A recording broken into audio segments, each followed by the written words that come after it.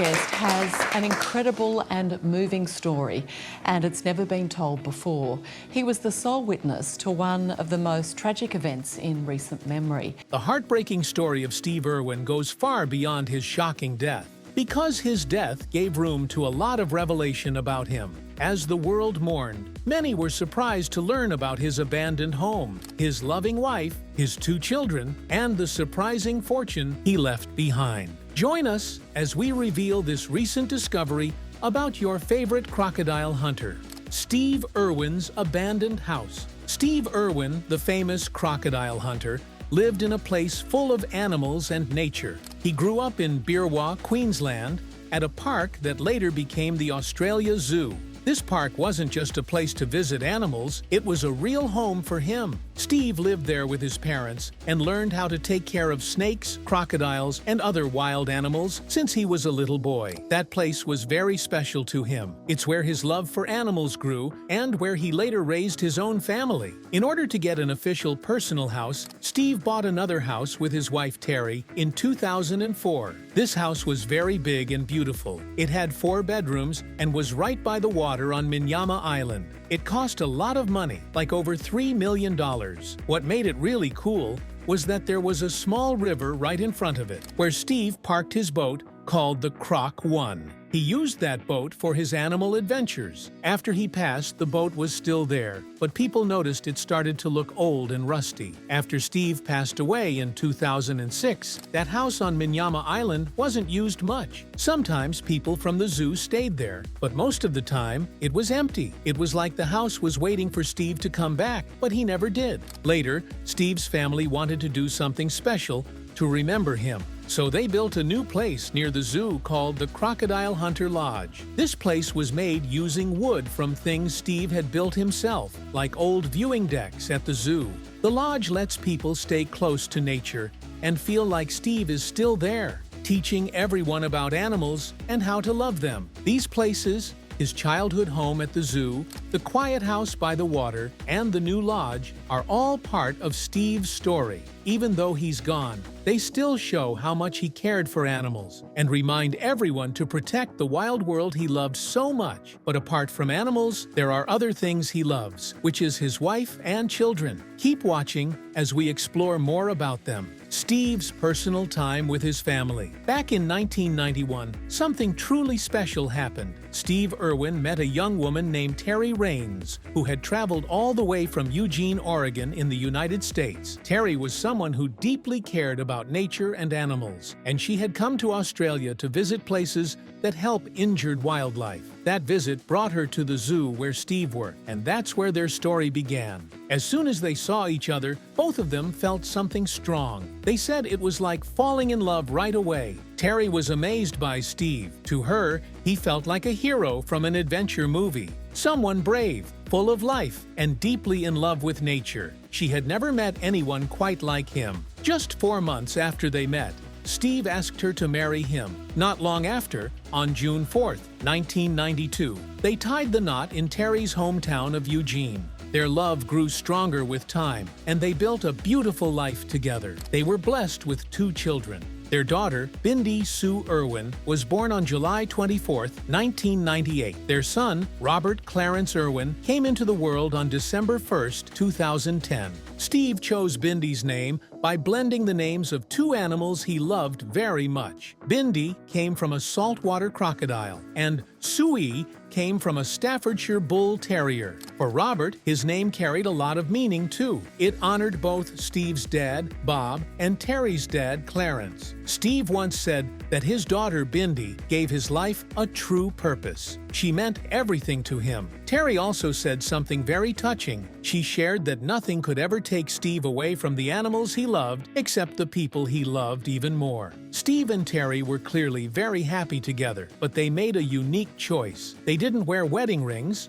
not because they didn't love each other, but because their jobs were too risky. Wearing jewelry could be dangerous when working closely with wild animals. More than anything, Steve wanted to be remembered as a great dad, He talked about it often. Even though he was famous around the world for wrestling crocodiles and saving animals, the most important title to him was father. That was the role he was very proud of. However, his proud moments didn't last long because he went to meet his marker sooner than everyone expected. The tragic death. On the 4th of September, 2006, something heartbreaking happened that the world will never forget. Steve Irwin, the man loved for his fearless heart and deep love for animals, lost his life in a tragic accident. He was filming underwater in the Great Barrier Reef, working on a nature documentary called Ocean's Deadliest, alongside Philippe Cousteau Jr. While they were at a place called Bat Reef, close to Port Douglas in Queensland, a short-tailed stingray struck him. The stingray's barb went straight into his chest, hitting his heart area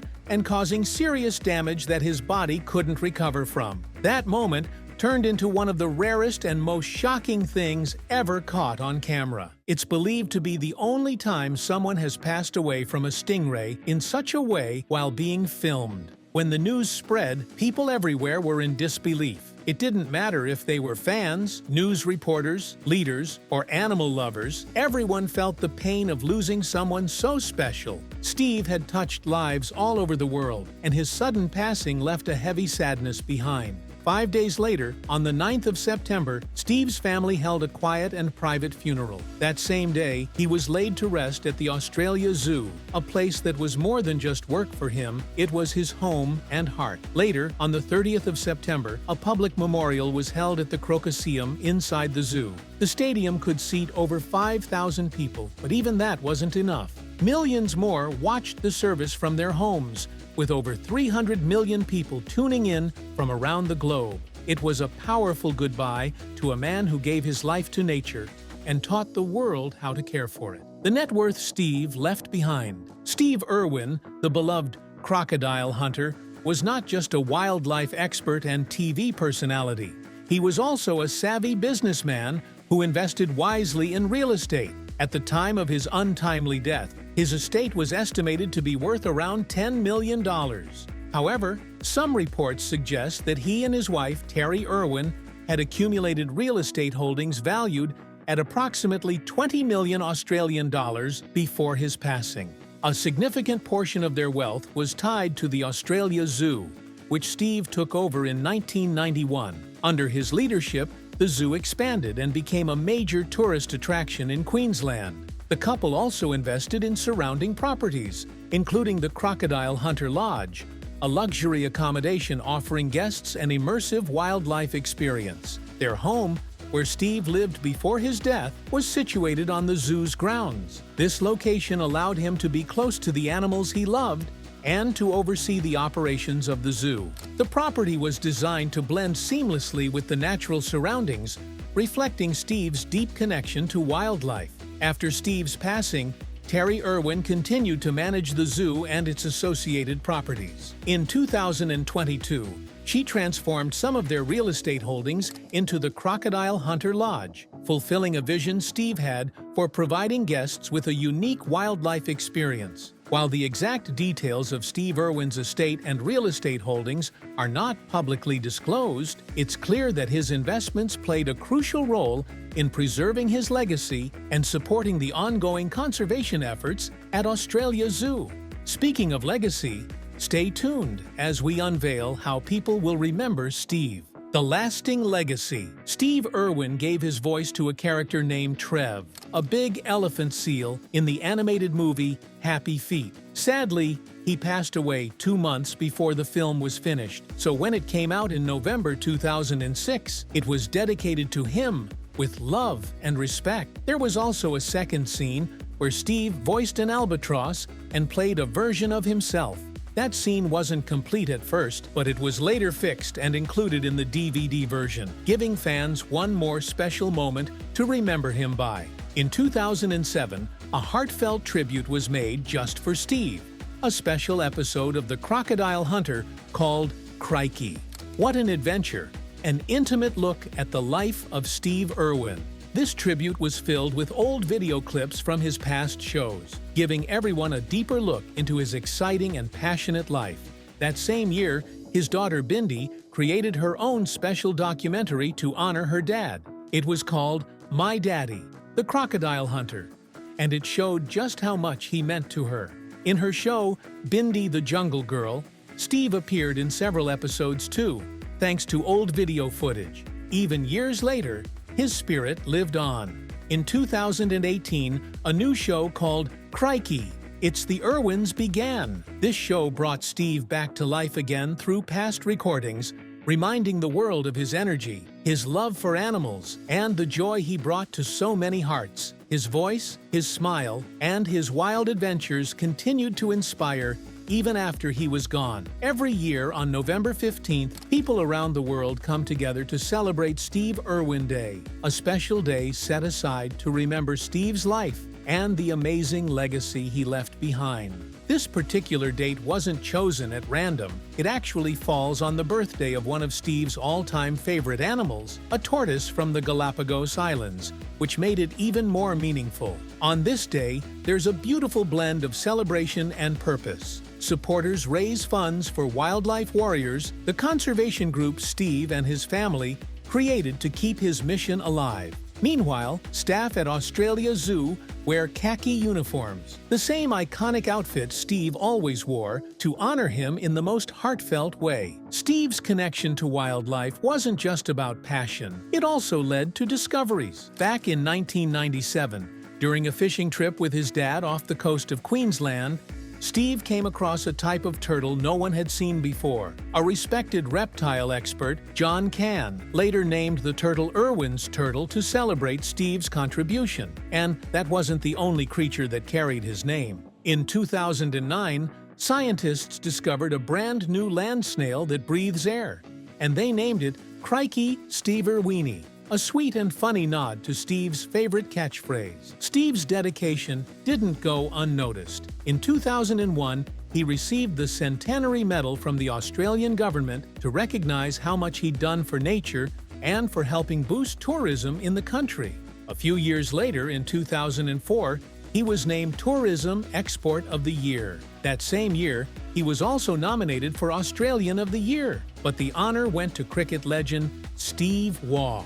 Still, Steve was proudly named Queensland's Australian of the Year, a title that meant a lot to him. Just before he passed, the University of Queensland had planned to name him an adjunct professor in their School of Integrative Biology, a huge academic honor. Although he wasn't alive to accept it, the title was officially given to him in 2007, a touching posthumous tribute. That same year, Steve was also added to the Logie Hall of Fame, a space reserved for Australian legends in television. All these moments show how deeply Steve Irwin touched the world, not just as a TV personality, but as a real-life hero for animals, for science, and for everyday people who still look up to him with love and admiration. In May 2 and 7, something truly heartwarming happened.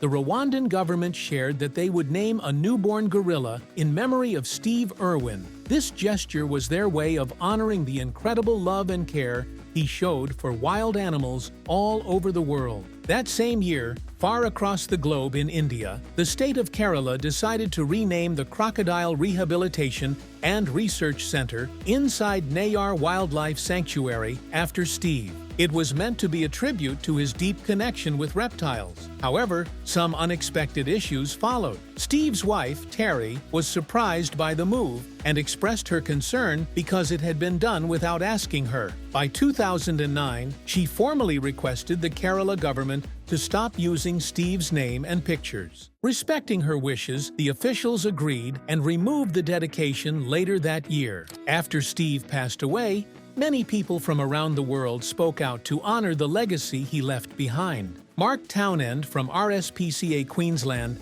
described Steve as a modern version of Noah, someone who truly looked after the creatures of the earth. British environmentalist David Bellamy praised Steve's amazing talent for both nature education and television, while Canadian scientist David Suzuki gave a touching tribute. He said that people don't usually protect what they fear or misunderstand. But Steve had a gift. He helped everyone see the beauty in animals that others found scary or annoying. Because of that, David believed Steve was not just a wildlife expert, but one of the best teachers and defenders of nature. After his passing, a ship that once belonged to the Sea Shepherd Conservation Society, an organization that fights to protect sea life, was renamed M.Y. Steve Irwin. Before he passed, Steve had actually been exploring the idea of joining the group's mission to Antarctica, where they aim to stop illegal whale hunting. Even though he didn't get to join them, the organization felt naming the ship after him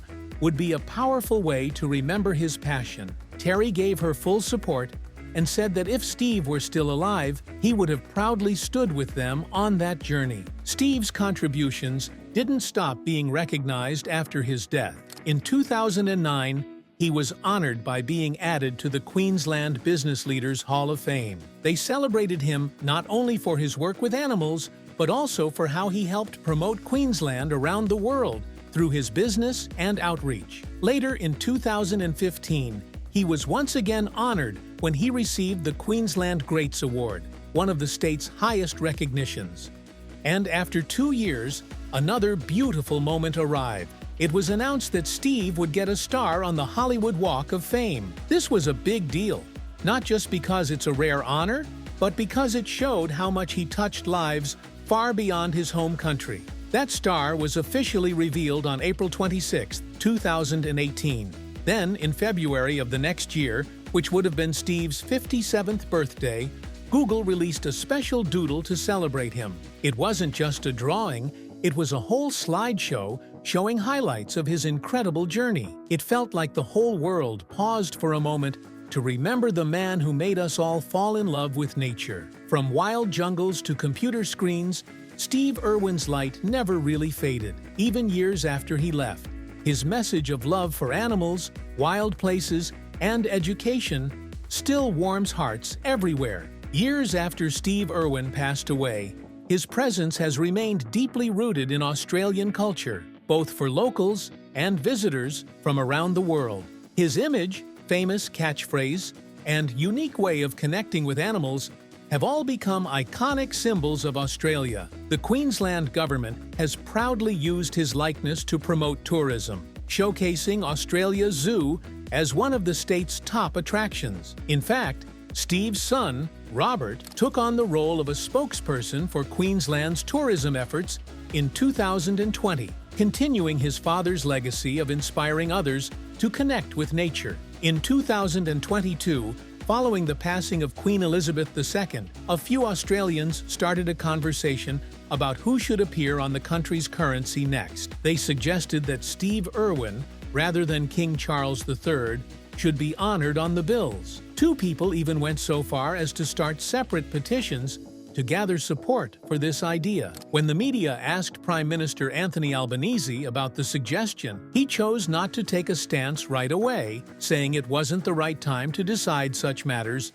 so soon after the Queen's passing. Through all of this, Steve Irwin's legacy continues to shine brightly in Australia, reminding everyone of his love for wildlife and his lasting impact on the country. But while we celebrate his legacy, let's not forget he already had bad moments that affected both him and his career. The controversial moments. On the 2nd of January 2004, Steve Irwin did something that got a lot of people talking. While he was feeding a large saltwater crocodile named Murray at the zoo, he held his baby son Robert, who was only 1 month old, in his arms. With the child in one arm, Steve used the other hand to give a piece of chicken to the crocodile, which was over 12 feet long. The baby looked very close to the crocodile, and many people were shocked. Some even compared what Steve did to a moment when Michael Jackson dangled his baby outside a hotel window, saying both were risky choices. The video quickly made headlines, and many people around the world weren't happy.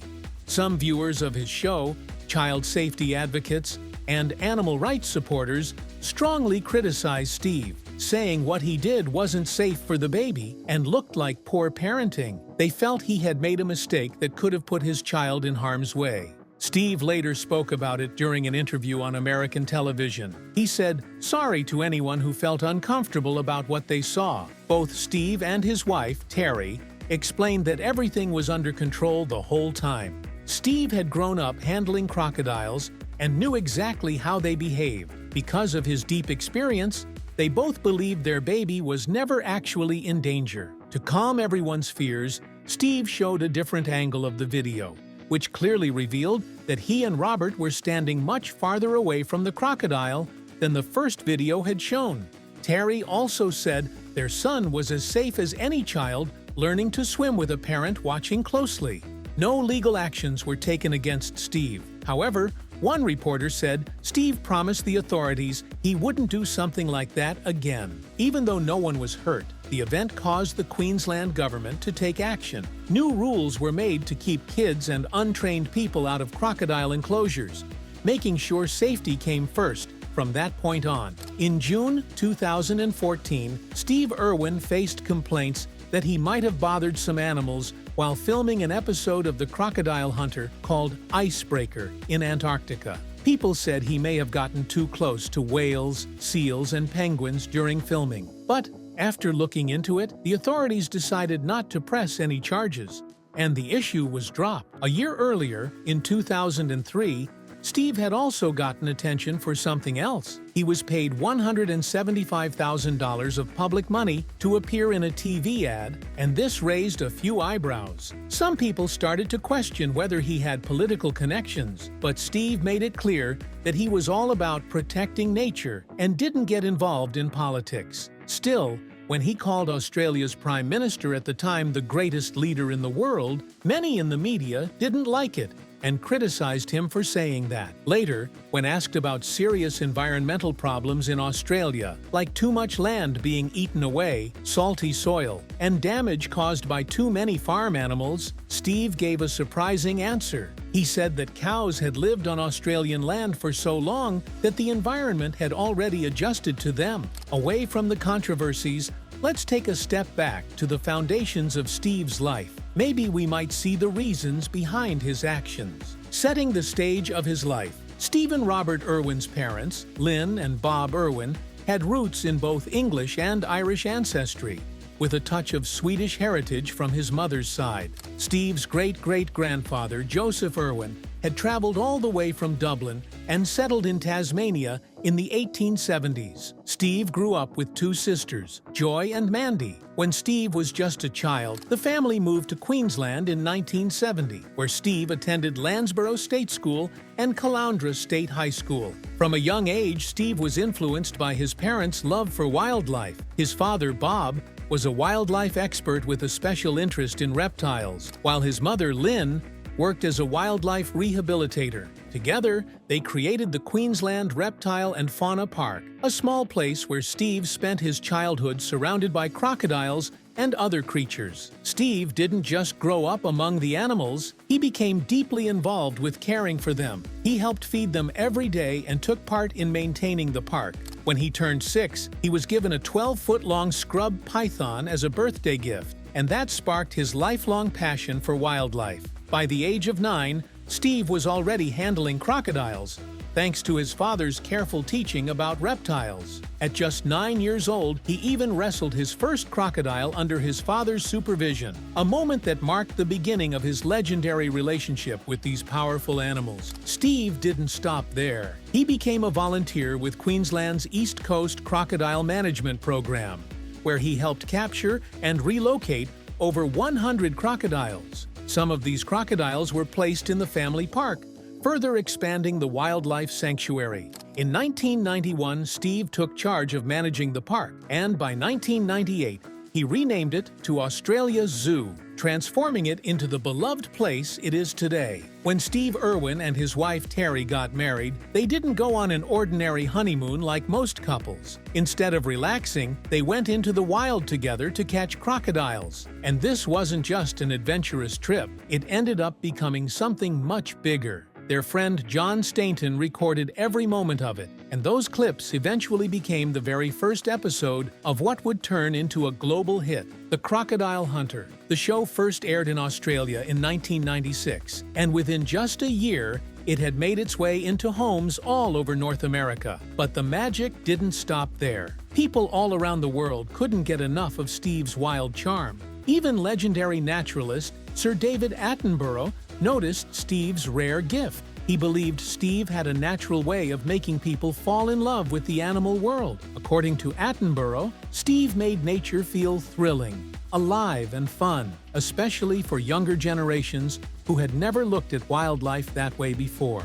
Eventually, the show came to an end with a special finale called Steve's Last Adventure. It wasn't just another episode, it was a heartfelt, 3-hour-long journey that followed Steve to some of the most stunning places on Earth, from the mighty Himalayas to the Yangtze River in China, the dense forests of Borneo, and South Africa's wild Kruger National Park. The show wrapped up like a beautiful adventure story, full of memories and awe. But Steve didn't stop there. After The Crocodile Hunter, he kept working with Animal Planet, diving into new projects. He brought out Croc Files, The Crocodile Hunter Diaries, and New Breed Vets. These shows kept the same spirit alive, mixing fun with important lessons about animals and conservation. For years, Animal Planet even ran a special event called Croc Week, a week-long celebration in June from 2000 to 2007, dedicated to Steve's world. In early 2006, just months before his passing, Steve appeared on The Tonight Show with Jay Leno. During the interview, he shared some exciting news. Discovery Kids was planning to launch a show starring his young daughter, Bindi. Although Steve didn't live to see it air, that dream came true when Bindi the Jungle Girl launched after his death, continuing the Irwin family's mission. Back in 1998, Steve teamed up with director Mark Strickson to work on a show about the 10 deadliest snakes on the planet. That same year, he became a frequent guest on The Tonight Show, always bringing laughter, energy, and sometimes even animals onto the stage. In 2000, he even starred in a lighthearted FedEx commercial that joked about his job's risks, like snake bites, and how FedEx could have saved him if they'd only shipped faster. Steve's empire wasn't just about television. Under his leadership, the Australia Zoo blossomed into a huge conservation hub. He helped expand it with amazing features like the Animal Planet Crocodile, a rainforest aviary, and the impressive Tiger Temple. He also built up the Steve Irwin Conservation Foundation, later renamed Wildlife Warriors, which focused on protecting endangered animals and their habitats. Alongside that, he launched the International Crocodile Rescue to help save crocs in danger. At one point, Steve even thought about bringing a bit of the Australia Zoo magic to America. He looked into opening a zoo in Las Vegas and had plans to grow the brand internationally, showing just how far he dreamed. In 2001, Steve made a fun cameo in Dr. Dolittle Season 2, where a talking alligator jokingly prepared to fight him, something Steve's fans could totally imagine. Then, in 2002, Steve took the spotlight in his only full-length movie role, The Crocodile Hunter: Collision Course. In this movie, he played himself and did all his own stunts. The plot followed Steve as he accidentally confused CIA agents with animal poachers and rushed to save a croc that had swallowed a tracking device. The movie had a lighthearted and comedic tone and ended up earning a Young Artist Award for Best Family Comedy. It cost about $12 million to make and brought in $33 million at the box office. And to promote the film, Steve was even turned into an animated character in a short cartoon created by Animax Entertainment. If you enjoyed this video, like and subscribe, and also click the next video shown on your screen.